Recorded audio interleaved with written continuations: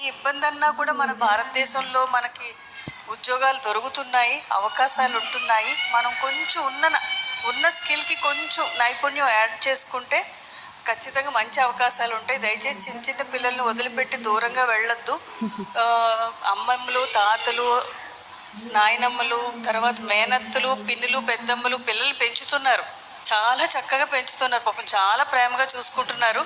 దాన్ని నేను కాదన్న, కానీ తల్లి తండ్రి ఉంటే వాళ్ళు అనుక్షణం అంటిపెట్టుకుని ఉంటారు. ఆ ఏజ్లో, చిన్న ఏజ్లో పిల్లలకి చాలా ఎమోషనల్ సపోర్ట్ అనేది చాలా అవసరం.